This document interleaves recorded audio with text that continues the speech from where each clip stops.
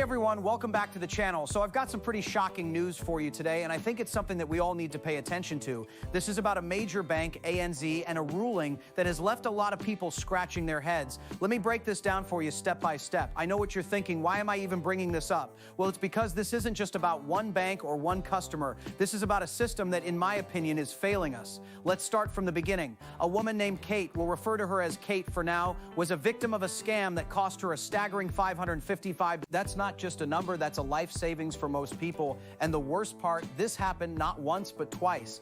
First, she lost $250,000 to an ANZ account under the name KD Holdings. Then just weeks later, she was scammed again, this time losing another $250,000 to a BNZ account linked to the same name.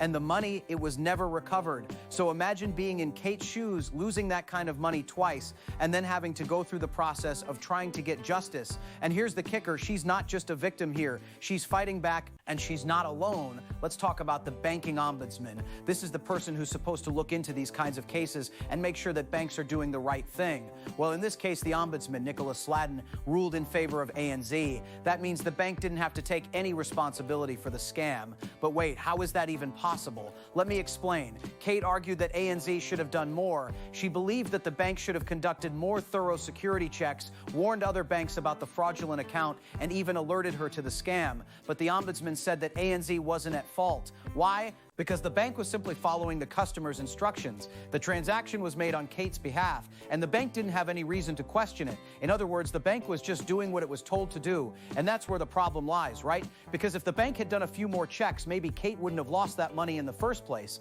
Let's not forget the part about privacy and confidentiality rules. The Ombudsman also said that ANZ wasn't required to warn other banks about the suspect account. That might sound a bit strange, but I guess there are certain rules in place to protect customer information. However, in a case like this, where the same name is being used repeatedly for scams, it seems like those rules might be more of a hindrance than a help. It's like the system is designed to protect the banks more than the customers. And that's a big issue, especially when we're talking about people who are already in a vulnerable position.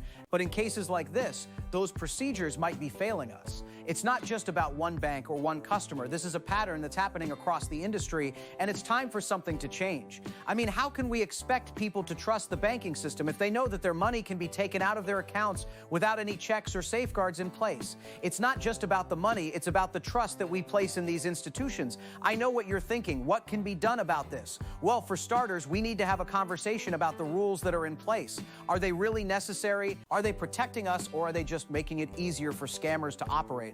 I think it's time for banks to take a more proactive approach. Instead of just following the customer's instructions, they should be doing a bit more due diligence. That might mean implementing stricter security checks, especially when it comes to large transfers or when the recipient's name is suspicious. It's not like this is a new problem. Scammers are out there, and they're getting smarter every day.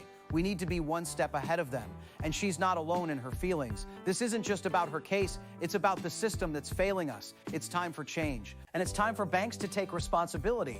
We can't keep waiting for the system to adjust. We need to push for it. We need to demand that banks do more to protect their customers, not just follow the rules that are in place. What's the solution? Well, I think it starts with awareness. We need to educate people about the signs of scams, about the importance of verifying the recipient's information before making any large transfers. But it's not just about the customers, it's also about the banks. They need to be held accountable. They need to be proactive in preventing these scams from happening in the first place. That might mean investing in better technology, better training for their staff, and even changing the rules that are currently in place. This is about protecting people's money and their trust. It's about making sure that when we go to a bank, we know that they're not just following the rules, they're protecting us. And if they're not doing that, then we need to hold them accountable. It's time for change, and it's time for the system to adjust to protect the people who are most vulnerable. Because in the end, that's what we're all here for, protecting each other, not just following the rules that are in place. What do you think? Should banks be held more accountable for these kinds of scams?